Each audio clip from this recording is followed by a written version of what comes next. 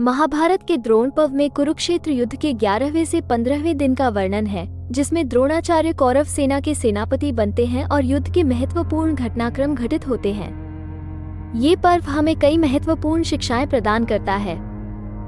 द्रोणाचार्य अपने कर्तव्य के प्रति निष्ठावान रहते हुए कौरवों की सेना का नेतृत्व करते हैं।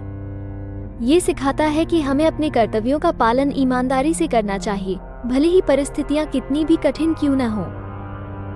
द्रोणाचार्य को उनके कर्मों का फल मिलता है। उनकी मृत्यु उनके पूर्व कर्मों का परिणाम है। ये सिखाता है कि हमारे कर्मों का प्रभाव अवश्य होता है और हमें सदैव अच्छे कर्म करने चाहिए। युधिष्ठिर द्वारा द्रोणाचार्य को अश्वत्थामा के मृत्यु की असत्य जानकारी देने के बाद द्रोणाचार्य ने शस्त्र त्याग दिए। ये सिखाता है कि सत्य और असत्य के बीच का संघर्ष कितना महत्वपूर्ण होता है और सत्य की ताकत को पहचानना आवश्यक है।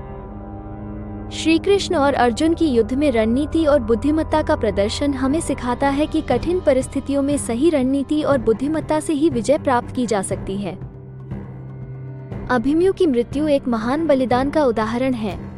वो चक्रव्यूह में फंसकर वीरगति को प्राप्त होते हैं।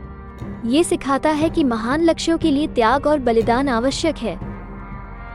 पांडवों और कौरवों के बीच युद्ध अधर्म के खिलाफ संघर्ष का प्रतीक है।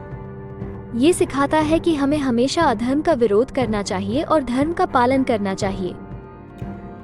अर्जुन और अन्य योद्धाओं के कर्मयोग का उदाहरण हमें सिखाता है कि हमें निष्काम भाव से अपने कर्तव्यों का पालन करना चाहिए और फल की चिंता नहीं करनी चाहिए। युद्ध के दौरान अनेक विपरीत परिस्थितियों का सामना करने के बाद भी पांडवों ने विनम्रता और सहनशीलता का परिचय दिया।